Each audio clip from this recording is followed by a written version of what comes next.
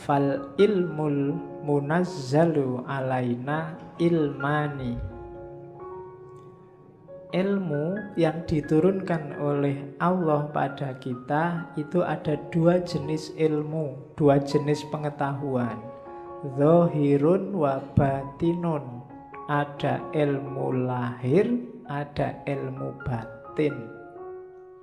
Yakni asyariah wal ma'rifah. Yang lahir namanya syariat, yang batin namanya makrifat. Fa'amrun bisyariati ala fa'amaro bisyariati ala zahirina wabil ma'rifati ala batinina. Maka Allah memerintahkan untuk melaksanakan syariat terhadap lahiriah kita, jasmaniah kita, wabil ma'rifah ala batinina, dan memerintahkan untuk makrifat pada batin kita. Liantaja min ijtima'ihima ilmul haqiqah, supaya lahir dari persatuan syariat dan makrifat, yaitu ilmul haqiqah, pengetahuan tentang hakikat. Jadi ilmu itu dua, syariat dan makrifat, ilmu lahir dan ilmu batin. Yang syariah diperintahkan untuk lahir, yang makrifat diperintahkan untuk batin. Dua-duanya harus jalan. Jadi kalau ada orang bilang tasawuf itu anti syariat, berarti belum banyak membaca buku-buku tasawuf. Hampir semua sufi bilang makom itu, level dan suluk itu dimulai dari syariat. Cuma jangan berhenti di syariat. Syariat cuma lahirnya, butuh batinnya. Beliau menyebutnya makrifat. Jadi nanti kita lihat contohnya banyak nanti, bagaimana lahir sama batin. Hidup kita kan juga begitu. Lahirnya ini ngaji, cuma kalau batinnya nggak beres, ngajimu nggak ada nilainya. Ngaji cuma pingin nonton santri yang putri-putri misalnya, nah, itu kan nggak dapat apa-apa. Mumpung kelihatannya sekarang banyak putrinya berangkat, beda kan, hasilnya beda. Kalau batinnya nggak beres, lahirnya juga nggak bernilai. Tiap hari apel nganter, tapi di dalamnya nggak ada rasa apa-apa. Itu kan nggak ada nilainya nganternya sama apelnya. Wong nggak ada senengnya itu. Awalnya kan batin dulu, baru ada manifestasi lahirnya. Apapun itu, kuliah, apalagi kerja, apalagi bahkan makan, ini kan aspek-aspek lahiriah. Batinnya harus beres. Kuliahmu itu cari ilmu apa cari ijazah apa cari gelar? Makan itu biar kenyang apa biar hidup apa biar besar apa biar, itu kan batinnya. Segalanya pasti ada lahirnya, ada batinnya.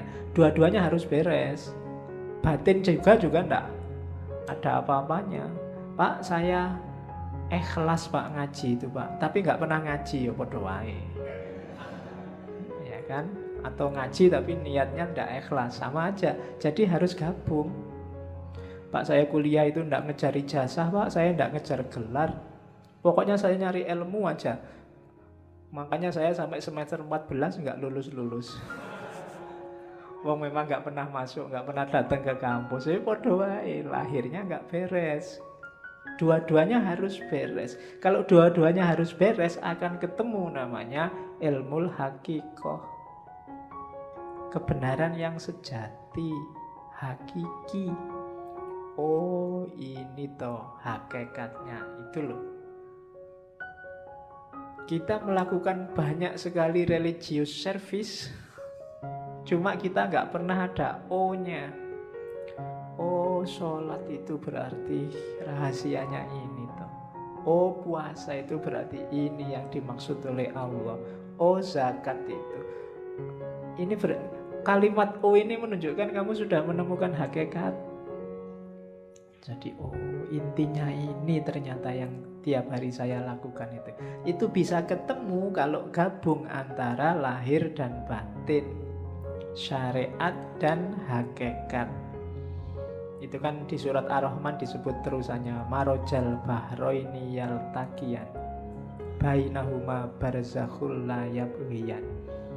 Jadi dua laut yang dibiarkan oleh Allah mengalir kemudian bertemu.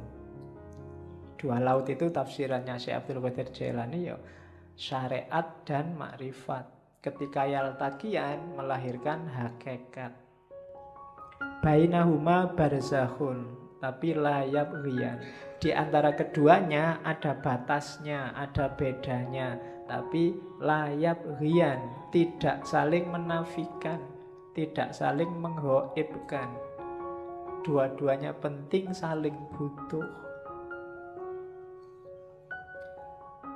Wa illa famujarradu ilmi dzahir la tahsulul haqiqah. Kalau tidak ada makrifat, tidak ada batin, maka ilmu lahir saja tidak akan bisa menemukan hakikat. Wala yasilu ilal maksud, dan tidak akan ketemu maksudnya. Wal ibadatu, dan ibadah itu, wal ibadatu al-kamilatu, yang sempurna, bihima, berdasarkan keduanya, la biwahidihima, tidak karena salah satunya. Jadi harus ada dua-duanya. Wa ma khalaqtul jinna wal insa liya'budun, dan tidak aku ciptakan jin dan manusia kecuali untuk menyembahku. Tafsirnya Syekh Abdul Qadir Jailani liya'buduna itu ai sekaligus liya'rifuni, supaya kenal aku, supaya makrifat. Jadi ya'bud itu ibadah zahir, di situ terkandung liya'rifuni, supaya kenal Allah, supaya makrifat. Kenapa? Ya, faman lam ya'rifhu kaifa ya'budhu. Barang siapa, karena siapa yang tidak mengenalnya, bagaimana dia bisa menyembahnya? Kita bisa ibadah. Ibadah itu kan melayani Allah, mengabdi pada Allah. Nah kalau kita tidak kenal Allah, tidak ada aspek makrifatnya, tidak ada aspek batinnya, gimana kita bisa melayani Allah, memenuhi permintaannya Allah? Jadi dua-duanya harus saling ada, saling mendukung, saling membantu untuk mewujudkan hakikoh, pemahaman akan kebenaran yang sejati. Itu dasarnya. Makanya malam ini saya kasih judul ibadah lahir dan ibadah batin. Ini loh rankingnya katanya Syekh Abdul Qadir Jailani. Tadi kan ilmu itu dua jenis. Kalau di ranking, ilmu itu dari lahir masuk ke batin. Batin itu tadi kan ke dalam sama sekali. Jadi ilmu paling kelihatan itu ilmu lahir. Isinya perintah, larangan, hukum, halal, haram, sunnah, mubah, dan lain sebagainya. Itu ilmu lahir. Boleh ngerokok apa ndak boleh, boleh apalagi. Itu kan hukum semua. Facebook itu haram apa halal, WA itu haram apa halal, kan gitu. Itu ilmu lahir. Kalau lahir saja tanpa batin, ya nanti kayak ayat tadi, ndak nyampe maksudnya. Hanya berlandaskan pada nas dan yang kelihatan saja. Itu yang bikin sering-sering ada fatwa aneh-aneh. Karena yang dilihat lahir saja. Saya lupa dulu di Mesir ada fatwa untuk menghindari zina, zina mata, zina macam-macam. Misalnya nanti kita sekantor sama perempuan yang bukan muhrimnya, maka disarankan yang laki-laki ini boleh nyusu dulu sama perempuan ini. Kalau sudah nyusu kan jadi anak susuan halal. Bukan lagi. Loh ada kan yang gitu loh. Dulu saya lupa Mesir apa mana itu, mufti yang fatwanya aneh. Jadi biar kalau kita berdua sama perempuan bukan muhrim satu ruangan kan nggak boleh. Biar halal, nyusulah dulu. Kalau sudah nyusu, jadi anak susuannya. Halal sekarang. Loh. Enak ya kalau gitu. Oke. Tapi nggak usah minta nyusu ya di masjid. Oke. Lo kalau mempertimbangkan lahir cuma itu, bisa memainkan dalil. Untuk tidak begitu ya masuklah ke level yang lebih dalam, ilmu batin. Ilmu batin level paling bawah, level paling dangkal itu batinnya syariat, namanya thariqah. Di dalam thariqah ada yang lebih dalam, namanya makrifat. Di dalam makrifat ada yang lebih dalam, yaitu hakikat. Itu yang katanya Syekh Abdul Qadir Jailani, batinul bawatin. Batinnya batin. Jadi lapisan paling luar syariat, lapisan di dalamnya thariqah. Di dalam thariqah ada makrifat, di dalam makrifat ada hakikat. Jadi syariat itu perintah lahiriahnya. Perintah lahiriah ini pasti ada maksud dan tujuannya. Kesanalah kita menuju maksud dan tujuannya. Itulah namanya thariqat. Kalau kita menuju ke sana, kita akan menemukan pemahaman. Oh, rahasianya ini toh. Itulah makrifat. Kalau sudah gabung semua, syariat, thariqat, makrifat, kita akan sampai pada makom namanya hakikat. Menemukan kebenaran yang hakiki dan sejati. Beberapa sufi menganggap makrifat sama hakikat ini satu level. Orang yang sudah ngerti hakikat pasti dia makrifat. Orang yang makrifat pasti kenal hakikat. Jadi yang jelas ada syarak, syariat, jalani itu. Kemudian kejar rahasianya, maksudnya. Jangan cuma kayak mesin, ya, robot yang diprogram A terus jalan A, tapi pahami tujuannya. Gapailah tujuan itu, itulah namanya thariqah. Cara menemukan tujuan dari syariat.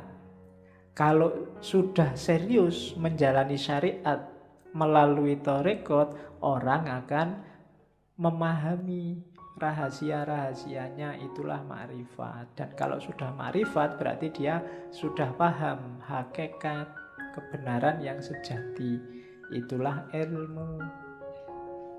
Ilmu apapun sebenarnya levelnya ke situ, karena semua ilmu muaranya akhirnya harus pada Allah. Harus pada hakikat. Yang belajar fisika, matematika, biologi dan seterusnya harusnya membawa kepada Tuhan. Jadi ada level lahiriah ilmunya syariat, terus thariqahnya. Jadi ilmu ini yang bisa membawa ke Allah pakai jalan apa, itu namanya thariqah. Kalau sudah menjalani itu akan memahami rahasianya sampai di namanya makrifat. Kalau sudah sampai makrifat, insya Allah disitulah ketemu hakikat. Jadi syariat, thariqah, makrifah, hakikat. Di bawah itu ada hadis yang dikutip oleh Syekh Abdul Qadir Jailani, asy-syari'atu sajaratun. Syariah itu pohon. Wa thariqatu ahsanuha, dan thariqat itu dahannya. Wal ma'rifatu auraquha, makrifat itu daun-daunnya. Wal haqiqatu asmaruha, hakikat itu buahnya. Saya tidak tahu kalau bahasa Indonesia asmara itu jangan-jangan menyerap dari bahasa Arab asmar. Asmar itu buahnya banyak. Jadi asmara itu berarti buahnya banyak. Oke.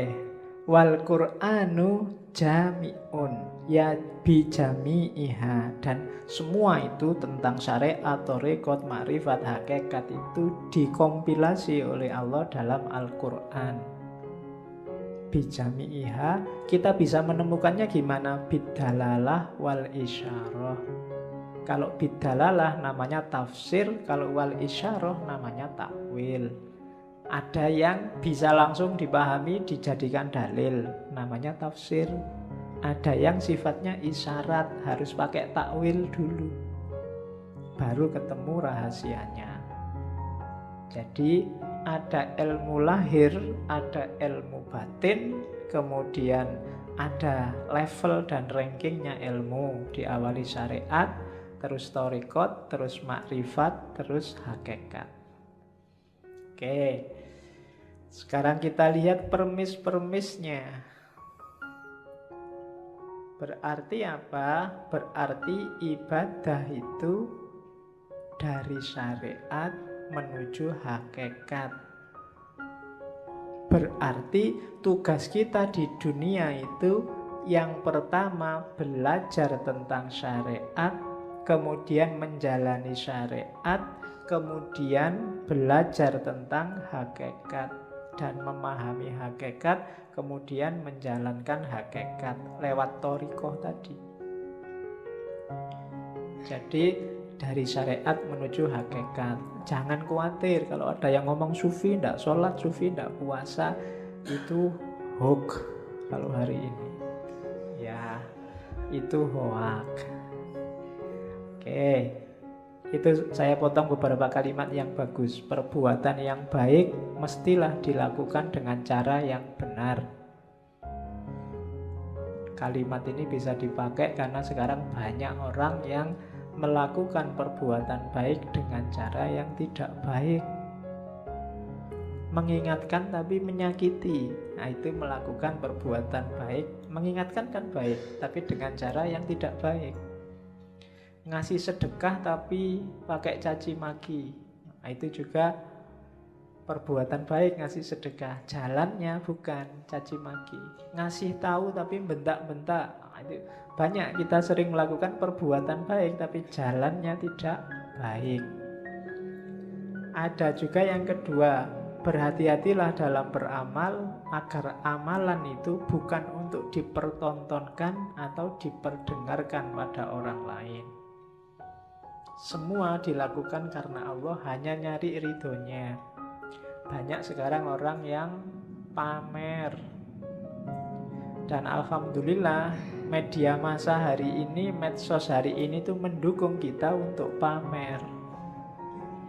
Ya kan? Ngapain dikit aja diposting, difoto.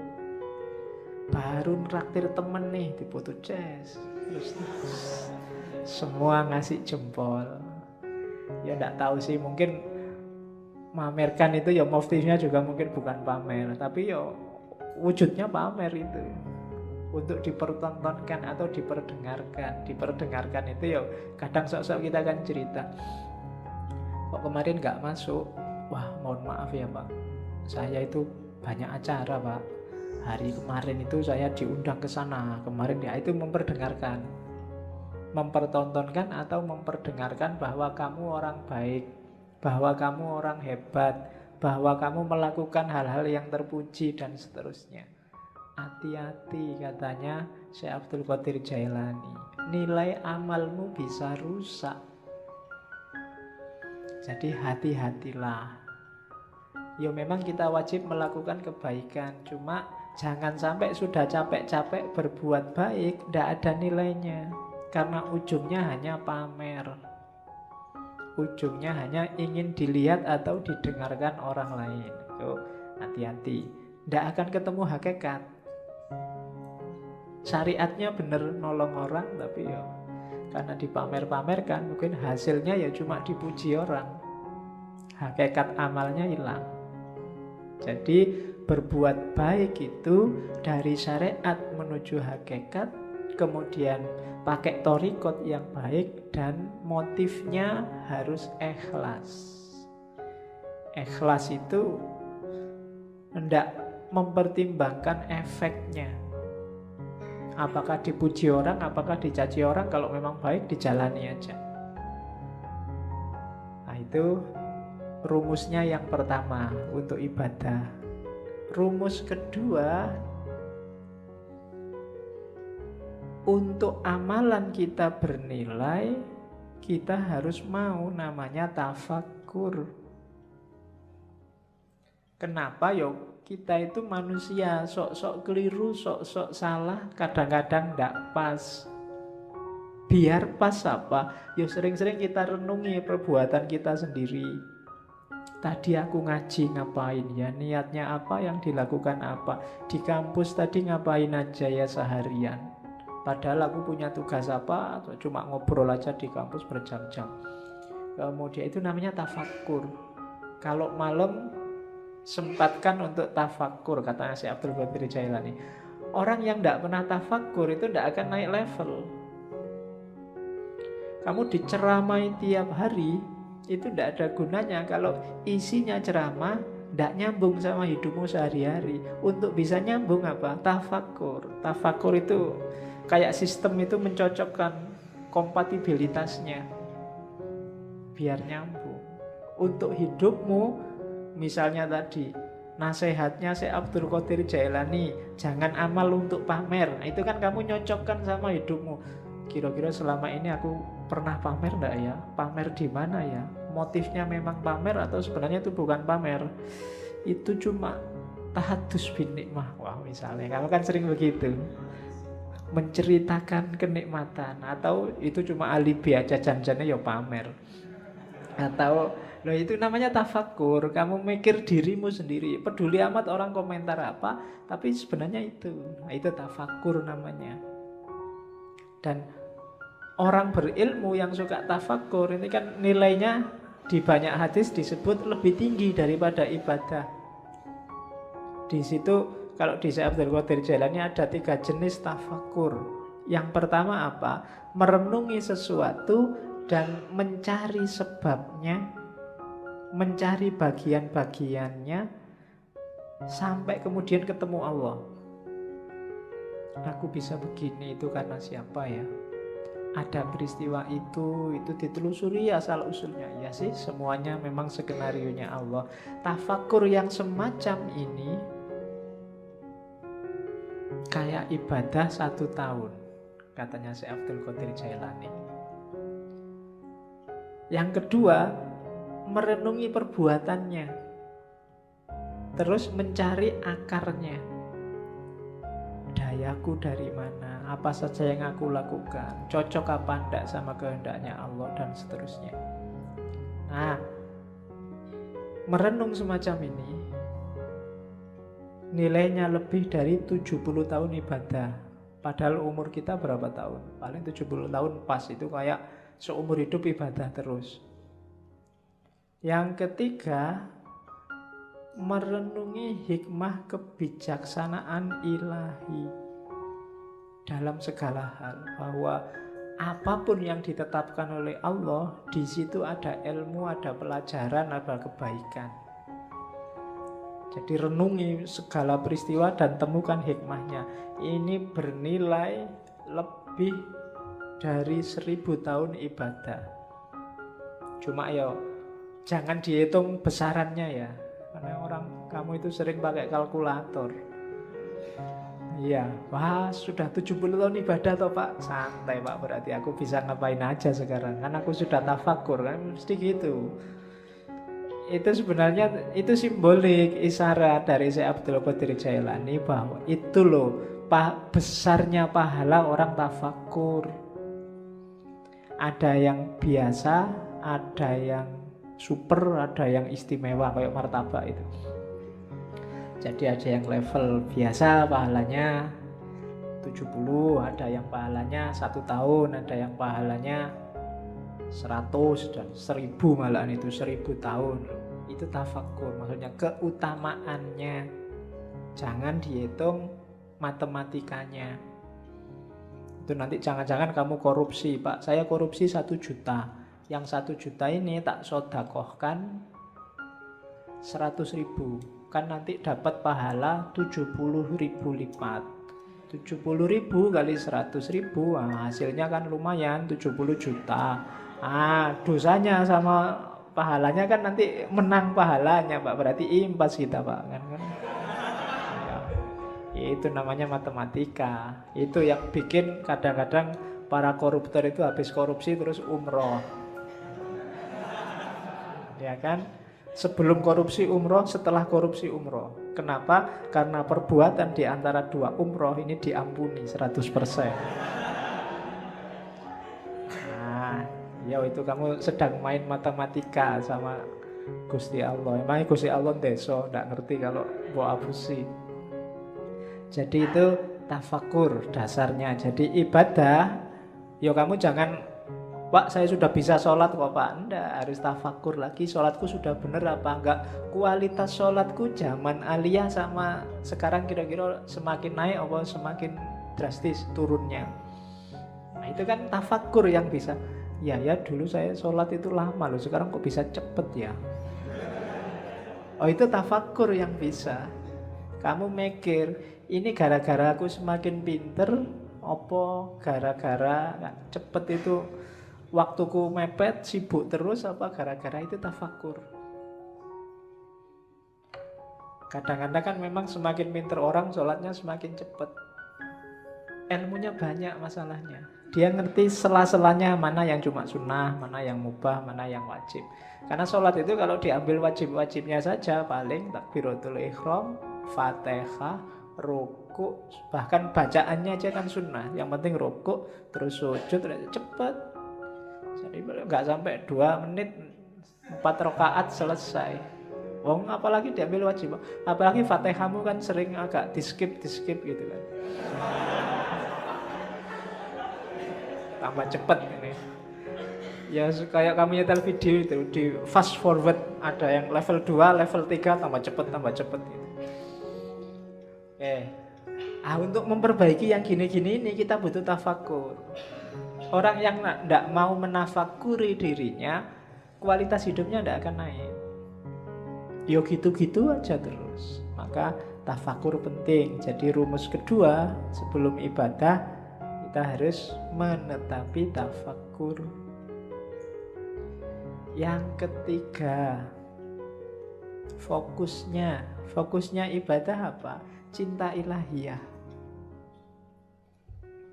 Cuma sebanyak apapun ibadah, kalau nggak sampai di terminal yang namanya cinta ilahi, itu biasanya cuma dapat capeknya. Untuk cinta ilahi apa? Rumusnya katanya, yo pelan-pelan, katanya si Abdul Qadir Jailani, yo ndak ujuk-ujuk kamu terus jadi wali terus dapat karomah gitu, ndak iso.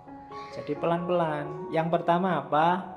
Diperangi dulu nafsu hewaninya. Nafsu hewaninya itu biasanya nafsu yang sebabnya kita sendiri, hasrat, keinginan, dan seterusnya. Rakus, tidur berlebihan, malas, itu musuh paling besar dalam dirimu. Kalahkan ini dulu. Kalau mengalahkan dirimu sendiri aja tidak bisa, jangan harap dapat cinta ilahiyah. Kalau ini sudah menang kamu dari dirimu sendiri, rakus, malas, sudah menang, jadi sudah hilang kualitas, baru kalahkan sifat sabu'iyah. Sabu'iyah itu sifat kebuasan. Biasanya keluar, kalau itu tadi kan ke dalam. Marah, mencaci maki orang, bikin susah orang lain, ambisi menjatuhkan orang lain, itu sifat hewan buas. Kalahkan juga yang ini. Cuma ini nggak akan bisa dikalahkan kalau sebelum diri kita sendiri kalah. Kita taklukkan, kita kuasai. Jadi rakus, tidur, males, taklukkan itu. Setelah itu taklukkan yang hubungannya sama di luar dirimu. Dan yang ketiga, bersihkan dari semua sifat jahat, angkuh, sombong, iri, dendam, tamak, buang itu semua. Baru setelah itu kita bisa bersih. Bahasanya kita bisa sadar. Sebelum itu semua kalah, kita tidak akan sadar bahwa kita itu keliru, kita itu salah, kita itu juga berdosa. Cuma sadar saja masih belum cukup. Kita harus naik kelas, kan gitu.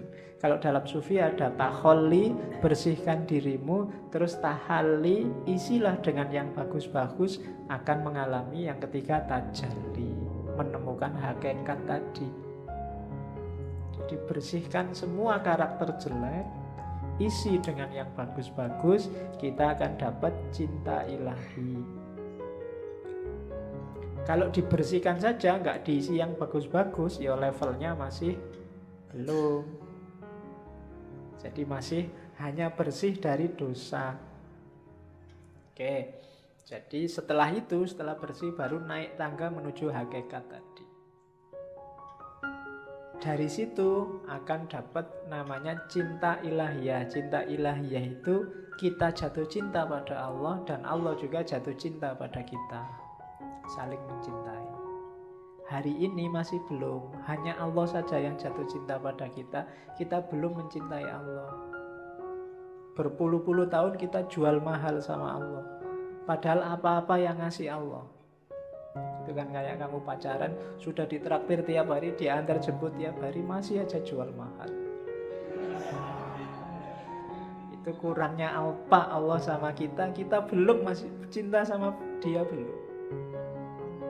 Padahal kita tiap hari minta, berdoa itu kan minta sama Allah. Tapi disuruh membersihkan diri gak mau. Alamatnya kita memang belum jatuh cinta sama Allah. Jadi kasihan Allah, bertepuk sebelah tangan cintanya.